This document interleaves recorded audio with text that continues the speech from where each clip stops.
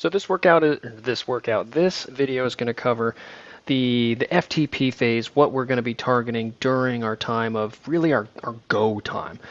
And so opening up a workout here, you can see that this workout is it's all at 100% of your FTP, right? This is going to look different based off of who you are and what your current time to exhaustion is, which if you remember, was the video we did last time, and we were talking about extending our time to exhaustion. So now what we are going to do is we're back over here. We're back in our power duration curve area, and what we are going to be focusing on in this phase, we are going to hit up this area right through here, and with the main goal of actually driving up our power through this phase right through here. And the idea is it's for a couple of different reasons. The first is obviously to target our threshold and increase it, yes, okay, but we will get some residuals from this targeted power right throughout this timeline right through here. We're going to get some residuals that last later on, and this may or may not affect your time to exhaustion. It could push it out a little bit more depending on what kind of intervals you have. If you're doing, let's say you have a time to exhaustion of, for this person, they have a 35-minute TTE. If we're doing 20-minute intervals here and we're just going full gas and then we're going off of it for 4, 5, 8 minutes and repeating, then this area might not change a whole lot, and that time to exhaustion might actually decrease a tad. But the whole goal is to raise the power profile right throughout this area over here. And like I said, you're going to get some other underlying residuals over here. And switching back really fast, these workouts, this is just a generic example here. This is a 4x10. Your workout might not look like this. Your workout could, for example, it could look something like this, where we have a 2x20. Classic workout. If you're more advanced, we might even be doing a 3x20 in there with 4 minutes in between for a rest. And again, that rest can fluctuate based off of who you are, your riding experience or running experience or even swimming experience based off of whatever workout we're doing. But something before we kind of get off this video here is our power output. When we are doing these efforts, if you're indoors doing these efforts, you need to get out of the erg mode and you need to go in resistance mode or incline mode or something different than erg mode.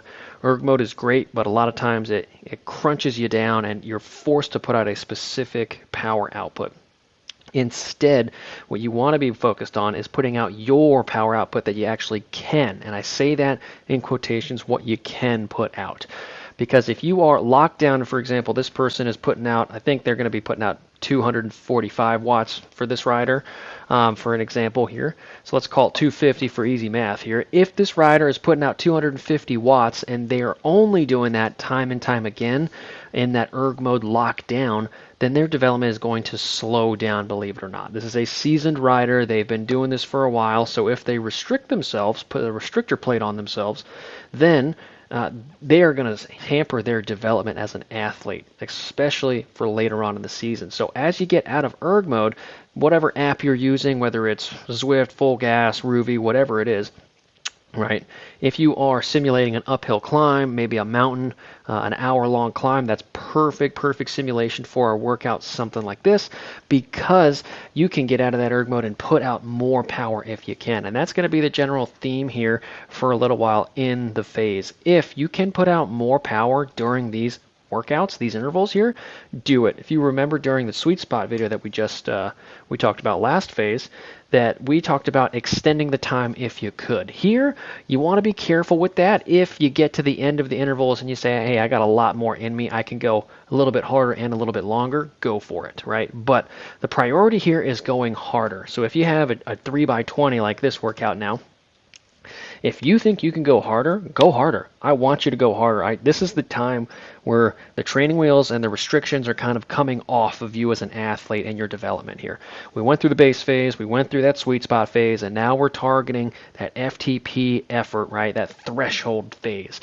And I don't want you to be locked down. I want you to be able to spread your wings and fly. So if you can go harder than, say, this 250 watt target here, and it's 270, go for it, right? But I would probably save some of those go times for later on in a workout like this. So for that first one, I would be around the targeted area, probably around that FTP 250, and then gauge your effort. See what happens on the second one. If you think you can go 2, 3, 4% harder, do it.